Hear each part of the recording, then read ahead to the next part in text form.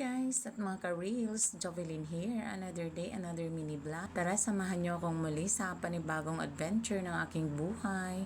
Joyride tayo papunta dito sa bagong gawang kalsada sa lagpas ng Mining Resort. Sinong mag-aakala na dito sa liblib na lugar na ito ay napakaganda pala ng kalsada. Ayan, di ba? Panoorin mo. Oh, ang ganda pa ng view. Oh, di ba? Gusto mong mag-road tripping? Ayan, tingnan mo naman, talagang ikaw ay mai-inlove sa ganda ng paligid. O, di ba? Pagkaganda talaga.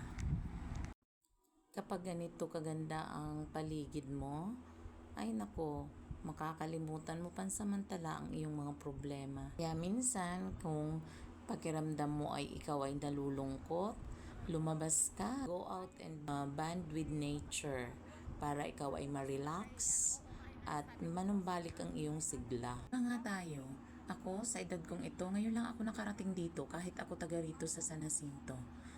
Ako lang ba? Sinong nakarelate dyan? Kaway-kaway, dahil kahit tayo ay taga rito, hindi pa natin naiikot ang buong lugar natin. So kaya ayan, simulan nyo na kung may pagkakataon habang kayo ay bata pa. Medyo napalayo na tayo. Balik na nga tayo kasi baka mamaya mawalan tayo ng gasolina. Mukhang wala ditong tindahan na mabibilhan. And that's all for today's video. Bye! See you on my next vlog. God bless!